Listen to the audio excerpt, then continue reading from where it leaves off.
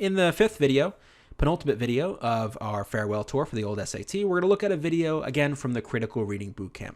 Now, this one is quite long and quite involved, and may not at first seem relevant in some ways to answering SAT questions, because what this video is a very long discussion of how to read.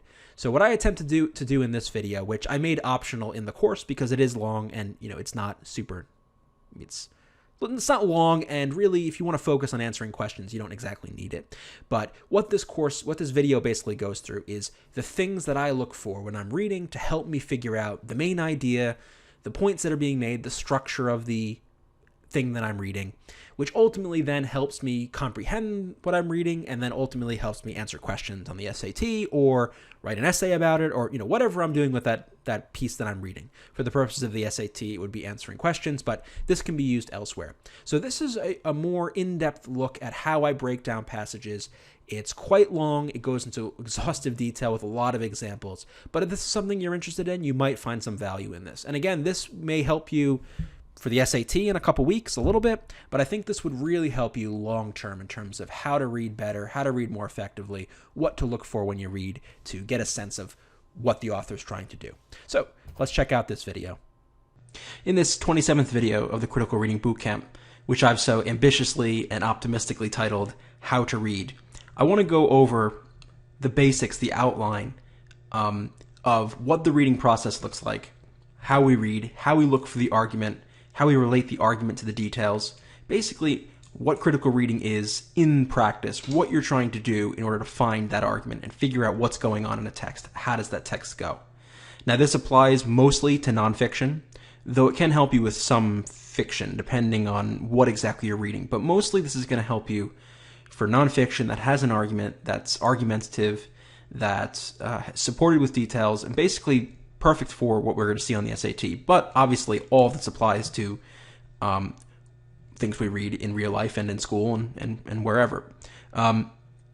So in order to figure out where a text is going, where a text goes, its argument, what the main idea is, what it says, what it does, however you want to say it, we have to trace the progression of ideas through that text. And I write here that reading is following the progression of a text from the beginning through the middle to the end. So while we can excerpt different parts from any text and focus on those parts, we always have to remember that those parts are embedded in a larger whole, that everything is always going to be dependent on context. Context is just what surrounds something and gives it its meaning. Without context, something is either has no meaning or has an infinite number of meanings. So reading is this process. It's active. You're starting from the beginning and you're working through sentence by sentence, line by line to figure out what the text is doing. Now, sometimes in SAT advice, you're told one of the things you should do is, if you're not going to at least read the entire passage through once, you should at least skim for the main idea. But as I've referenced before, this is hard to do, not only because skimming is a skilled activity. It's not something that anyone can just do in any situation. It's also difficult because an argument is not, you can definitely skim to get the basic idea of what a passage is saying, but in terms of how that will then relate to an overall argument, getting what the passage is saying in detail, clearly skimming is not going to fit the bill. And part of this is because to get the main idea, to get the argument, we need to know the details. And in addition, the details will only make sense once we know the argument. So there's a strange interplay here, as I write, between the argument and the details. And I kind of represent this by a double arrow between the argument and details here. Again, I'll say, in order to understand the argument, clearly we need to know the details, right? That goes without saying. But the details themselves are also given meaning by an argument, right? If I just put together a bunch of random facts with no argument, then they're just facts. There's nothing there. They don't really do anything. So this process, as I mentioned before, of reading is dynamic. We're figuring out the main idea as we work through the details. And we work through the details with reference to some greater main idea. So that's why this idea of, okay, we're just going to skim for the main idea, skim for the argument, is challenging because of this issue. And now eventually, of course, with skill and practice and time and immersion in a discipline, you'll be able to get a decent idea of what the argument is by skimming. And that's just because you've learned what's going to be important and what's significant over that period. But for the purpose of the SAT, it's not useful advice. So instead, what we want to do is learn about the process of reading and figure out how that works. Now, of course, as I mentioned before, there are no rules, there are no guidelines. I mean, there are no rules, there are no formulas, there are no series of steps to doing reading. But we can give you at least some guidelines, some things to pay attention to help you come up with your own approach. Because in the end, you're going to come up with your own style, your own approach to reading. So that's what we want to do here, is give you these guidelines so that you can read anything, even if it's on something you've never even heard of before, and at least get some idea of what's going on with the text. Okay, so let's go through some details. The way this is going to work is I've excerpted passages from different SATs, and I'm going to use them to illustrate these principles or rules as we work through. So the first one is, and I think this is the main, the number one general idea, the main thing that, to me, and also these are things I've come up with that help me. Your mileage may vary. I do think they're going to help most people.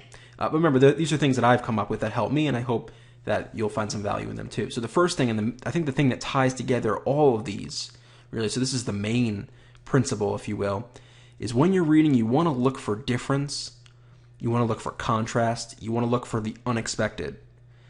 You want to pay attention to discontinuities, you want to look for things that strike you as strange. And why do we want to do that? Well, frankly, things that are the same, things that are similar, things that are regular are boring, right? We want to look for difference, contrast, unexpected. We want to find, for instance, quick breaks in the text, smaller paragraphs, instances of questions, short sentences, anything that makes you pay attention because something different has happened, something contrary to your expectations. So let's look at some examples so I can show you what I mean. Let's look at this first one. Let us imagine a country in which reading was a popular voluntary activity. There, parents read books for their own edification and pleasure and are seen by their children at this silent and mysterious pastime. These parents also read to their children, give them books for presents, talk to them about books, and underwrite with their taxes a public library system that is open all day, every day. Okay, so we can go on with this, but what's strange or different about this? Well, again, I've extracted this out of the larger part of the passage, but what's interesting is how this begins. Let us imagine a country in which reading was a popular voluntary activity. It's a very different move, right? We're imagining this scenario that isn't true, that the author apparently wishes would be true, and we're trying to work through what the implications of that would be. So in terms of difference and contrast and unexpected, it's very strange to see this moment in which we're talking about a hypothetical. So this might be something, and it is something for this particular essay, something that's an important part of the overall package. So again, this makes us kind of raises, sets our radar off to say, well, this is strange, this is unexpected, and therefore it's going to be interesting and probably important to the argument. Let's look at the next one. Sentimentalism? Hardly. This is no more than a practical coming of cultural age, a belated recognition that fine old buildings frequently offer the most for the money in an assortment of values, including cost, and above all, that new cultural centers do not a culture make. Okay, so I highlighted this one for how it begins. Remember before I said we're looking for, sharp breaks in the text, small paragraphs, questions, short sentences, and this fits that bill, right? The paragraph starts with sentimentalism? Hardly. So it's an interesting moment, right? What is the author doing with these two words?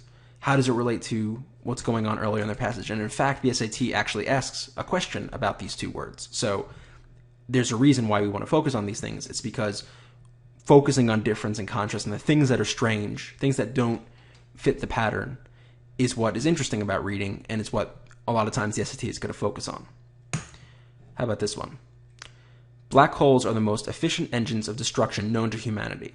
Their intense gravity is a one-way ticket to oblivion, and material spiraling into them can heat up to millions of degrees and glow brightly. Yet, they are not all-powerful. I'll stop there. We'll keep going. One more sentence. Even supermassive black holes are minuscule by cosmic standards. So notice what's going on here. What's interesting. We start out with this crazy sentence. Black holes are the most efficient engines of destruction known to humanity. And then it goes into some vivid detail about the power of the black hole. But then, look at this sentence. Yet they are not all-powerful. So we start off with this broad generalization, and then we contradict it.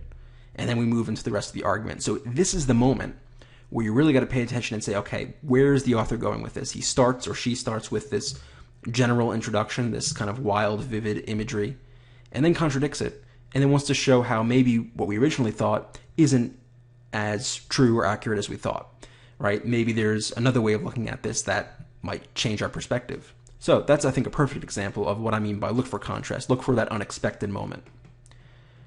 How about this? I won't read this entire thing, but we'll get some of the details.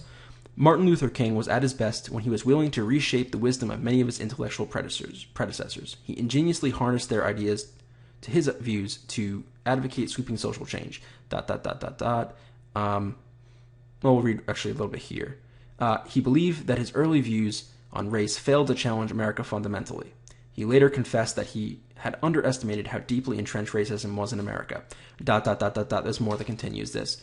And then next paragraph. This is not the image of King that is celebrated on Martin Luther King Day. So this right here is the interesting moment, right? Notice we're starting a new paragraph. We're beginning by discussing the things that King thought. And then we're immediately pointing out, we want to say it's a paradox, but this interesting moment in which this image we've described is not the image of King that we normally would celebrate, that people normally celebrate on Martin Luther King Day. So it immediately calls into question, well, what is the image that people celebrate about Martin Luther King, and why don't they celebrate this supposed more accurate image that we described here? So notice, again, a moment of contrast, a moment where what we expect is kind of shattered, and then we're left wondering why. And that's what's good about contrast. Contrast, as a writing technique, leaves the reader wondering, well, that's strange. Why do you say that? How does that blend? How does that mesh with what you said earlier? And where are you going with this? And that's why we want to focus on contrast, because good writers are putting that in there purposely, and we want to pay attention to that because that's serving a function. It's doing something, and that's why it's important. Another thing to do is pay special attention to moments when the author distinguishes between what he or she believes and what an opponent or an other believes. This is another kind of species of contrast. This is something that the SAT really preys on. You want to be able to make the distinction between what an author thinks and what the author is claiming other people think, because they're often going to be two different things, and the questions are going to make that distinction. So we need to keep that clear as to what's going on with what the author believes and what the author thinks other people believe. So let's look at some examples of where we might see this. Now, what are we to make of the sputtering debate in which charges of imperialism are met by equally passionate accusations of vandalism, in which each side hates the other, and yet each seems to have its share of reason? It occurs to me that perhaps what we have here is one of those debates in which the opposing sides, unbeknownst to themselves, share a myopia that will turn out to be the most interesting and important feature of the whole discussion. We'll stop there. So what's going on here? So notice he's talking about a debate that people are having, but then he starts by kind of exiting out of it and saying, well, here's my comment on that debate. So he's distinguishing, here are these people having this debate, but you know what? I'm outside of this debate, and this is the way I see it. This is the way I analyze it. This is what I think is important about it. So notice the contrast that's being made here. He is not inserting himself into this debate. He is a critic. He is a analyst of that debate. Let's look at another example. Since the birth of Dolly, there has been a fair amount of doublespeak on this matter of genetic identity.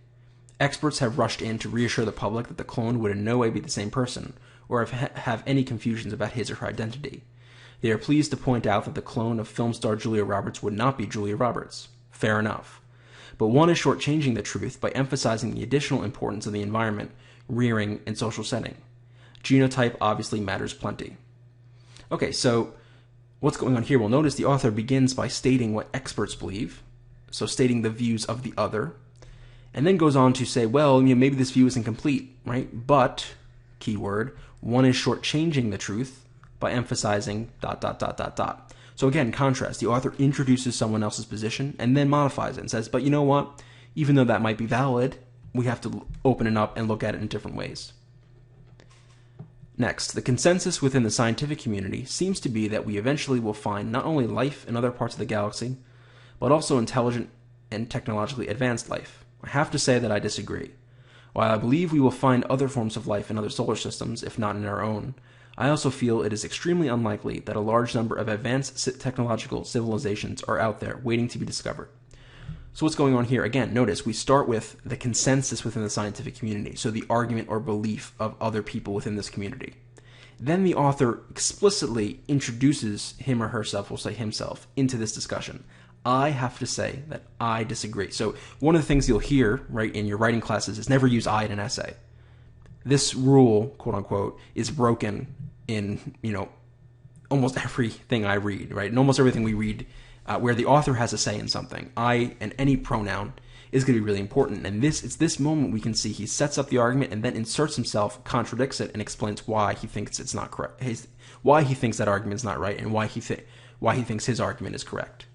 So notice sometimes we can pick up on contrast. We can pick on this difference between what the author thinks and what the author thinks other people think by looking for pronouns. And that's going to lead us into the next category, and that is look for pronouns. So look for I, me, my, you, your, we, our, one, and so on. And here you're often going to find that contrast, and you're going to find your author. You're going to find what your author believes, what your author's arguing. So let's look at some examples. Yet, as a dog trainer, I find myself siding more with the Meeks than I do with the learning theorists. Nobody could believe dispassionately in the totality of positive and negative reinforcement after seeing the pure intelligence shining in the face of a border collie intent upon helping a shepherd herd sheep. So again, we see some pronouns. I, myself, nobody, it says an indefinite pronoun. And here the author is explicitly aligning himself with the views he has described before, Meeks versus these other theorists, and then goes on to describe why the author thinks this. So again, pick up on those pronouns and you'll find often what you're looking for in terms of the main idea and the argument. Let's look at some more examples. Some argue that the existence of clones would undermine the uniqueness of each human being. Can individuality, identity, and dignity be severed from genetic distinctiveness and from belief in a person's open future? Asks political thinker George Will. Will and others have fallen under the sway of what one might call genetic essentialism, the belief that genes almost completely determine who a person is. ... But a person who is a clone would live in a different world, and so on. So what's going on here? So notice we start with some argue. So we get a position. Then we actually get a specific example of that kind of argument by a specific person, George Will. But then the author goes into a interpretive mode, into an analytical mode, where I'm just going to use he for now on, it's just easier, because I'm a he, so we'll just keep it he. Because the author is arguing that this is what they believe, but they have fallen under the sway of what one, there's a pronoun, might call genetic essentialism. So he is distinguishing between what they think and what his analysis of that argument is, where he thinks it falls short. So again, look for those pronouns. Even an indefinite pronoun like one will do this. How about this one? We have never had greater technical means or expertise to make our landmarks bloom. The question is no longer whether we can bring old theaters back to new brilliance, but whether we can fill them when they're done. As with the new centers, that will be the acid cultural test. So here we have we. We is often a good indicator because it's bringing you into the discussion. And the author's kind of co-opting you into the argument and trying to make you identify with his position through that use. So, again, look for we. You're often going to find some statement of what the author's point is. If you have not heard previously about this ferocious antagonism, you may be wondering why. The answer is not hard to come by. In all but the most extreme situations, physicists study things that are either small and light, like atoms and their constituents, or things that are huge and heavy, like stars and galaxies, but not both. So what's going on here? Well, here we're referencing the reader directly. If you have not heard, you may be wondering why. And then the author goes on to explain why. Right? So when you see the reader addressed directly, that's often going to be a moment where you're going to want to see what the author's going to have to say to you. So again, overall, look for your pronouns. Look for where the author is drawing distinctions between what he believes and what the other people believe. And this is also another important skill for the dual passages. Right, the dual passages are going to be about determining the difference between an argument. So in that case, you're really going to want to pay attention to where the two are going to speak to each other, where the two passages are going to relate or agree or disagree. Let's see. Moving on to the next category.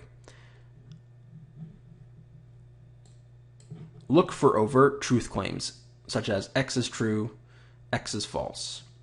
So what do I mean by this? We want to look for the moments where the author just comes out and states something, says, this is what it is, or this is this, or this is not this, right? Because that's going to be, the most open indication of what the author thinks. So how about this one? Mandatory recycling programs aren't good for posterity. Well, there you go. Starts the paragraph and pretty much lays it out how it is, right? The author's not pulling any punches here. This is the way it is. So that's obviously an important moment. How about this? Calling it a cover-up would be far too dramatic. But for more than half a century, even in the midst of some of the greatest scientific achievements in history, physicists have been quietly aware of a dark cloud looming on a distant horizon. The problem is this. There are two foundational pillars upon which modern physics rests. So notice this part right here. The author is explicitly coming out and saying, this is the problem. And remember, look for those moments where the text breaks or enters into this kind of discontinuity. This coloned off phrase is it's a perfect example of that. It draws your attention. And for good reason, this is where the author is going to lay out the problem. How about this one? Darwin was not alone in his beliefs that dogs possess human virtues. The characteristics of loyalty and obedience, coupled with an expressive face and body, can account for why dogs are such popular and valued pets in many cultures. So here we see another transition sentence at the beginning of the paragraph, laying out how Darwin relates to other people's beliefs. So Darwin was not alone in his beliefs that dogs possess human virtues, and then goes on to explain what he means there. So overall, look for moments where the author is going to make some kind of truth claim, either positive, so saying, yes, this is true, or negative, no, this is not true.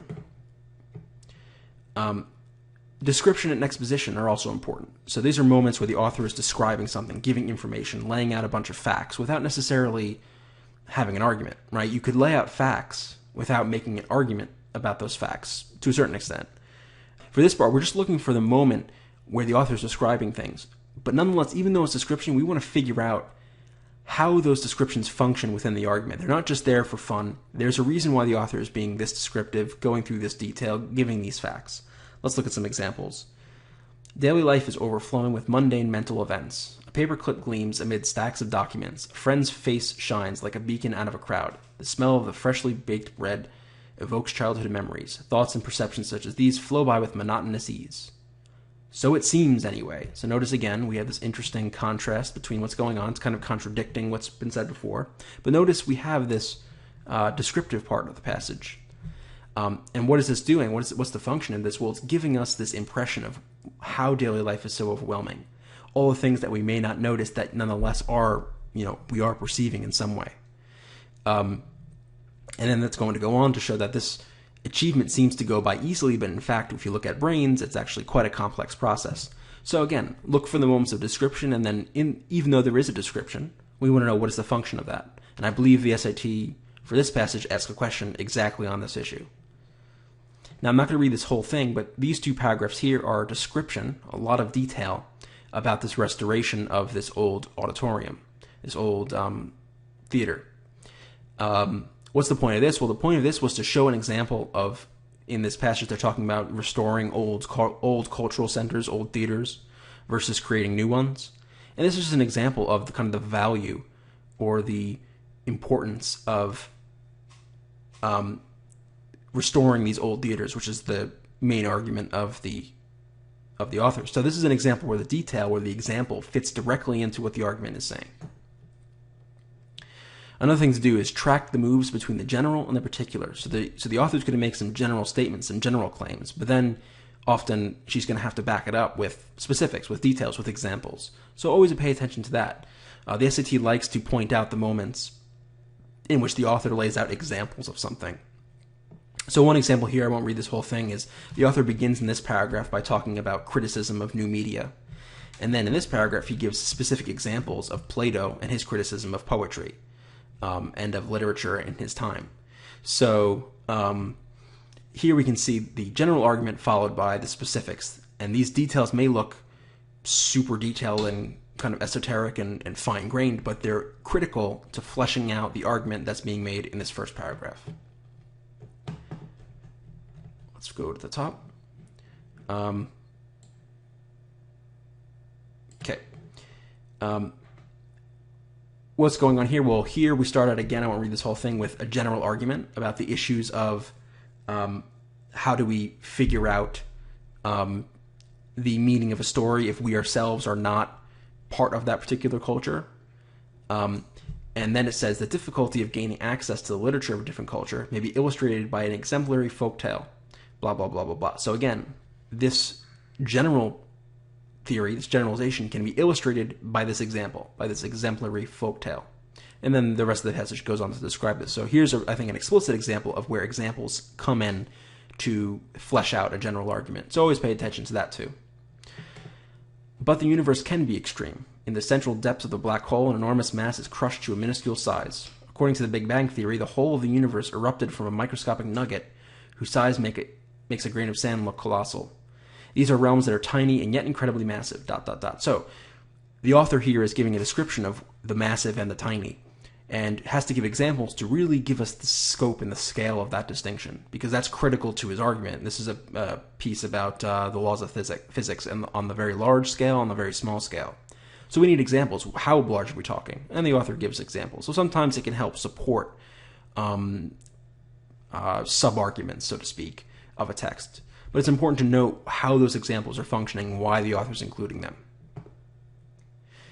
Let's see, make sure I haven't missed anything. I think we're good.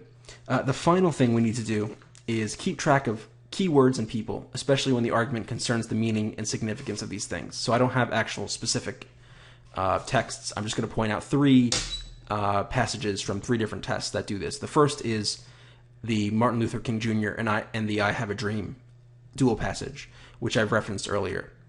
In this one, we want to follow a person. We're following MLK Jr. We're following his speech and the various interpretations and meanings that the authors put onto that. Right? So this is a dual passage section. Again, this is something that's really important for dual passages.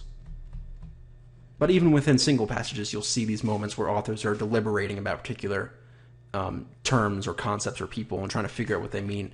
But we want to track and always pay attention to, okay, what is this author saying about MLK here? What is this author saying about MLK? What is he saying about the speech? What is she saying about the speech? How do they relate, right? This is the core of what you need to do in order to find the connections between passages, the connections between arguments. You have to look at the terms and the words and the people they're looking at and the things and the places and see how they're treating them differently.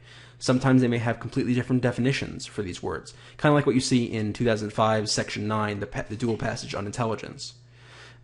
You see two authors who are describing intelligence, but they have two very different definitions of what intelligence is and the capacity for an animal to have that kind of intelligence, in this case, dogs. So this is the thing the passages are about, right? What is intelligence? Do dogs have it? How do we know dogs have it? So we need to follow that key term through the piece. And then finally, another dual passage on cloning, talking about what cloning is, how it relates to other natural phenomena, right? And that may make it more natural or less natural. The ethics of cloning, the definition of cloning, right? These topics, the passages are about cloning, so the key is to follow how the authors treat it differently and the relationships between those terms. Okay, so that's an overall look at some general terms, general concepts, general strategies for reading. We're going to see this play out a lot more when we actually work through some passages. So I hope that gave you at least a general outline of the kinds of ways we read, the kind of things we pay attention to. Remember that the key is to look for the moments that make you go, huh, the moments that say, well, this is strange, I didn't expect this, or the moments where the author draws a contrast between two things where there's difference. We don't really care so much about similarity. We don't care about regularity because overall it's pretty boring. We care about those moments of discontinuity, of difference. One other note, remember that even though we spend a lot of time talking about how to find the main idea, how to follow the argument, most questions will be specific and local to a certain section, to a particular part of a passage. So a really deep understanding of the main idea, as I'm outlining here, is usually not really required. What this process do, why I want to do this though, is it informs the core strategy, informs how we're going to move through a passage. So for instance, instead of reading the passage ahead of time, or reading the questions ahead of time, we're going to figure them out both at the same time. We're going to figure out the answers to specific questions as we're working through the passage. And as we're working through the passage, we're figuring out the main idea and using that in order to answer questions. So it's a very dynamic process. So I want to illustrate some of the principles, some of the guidelines in order to do that. So let's go ahead and move on to the next video. To learn more about Reason Prep's SAT, SAT subject test, and ACT video courses, go to reasonprep.com/enroll, and you can find the link in the description below the video.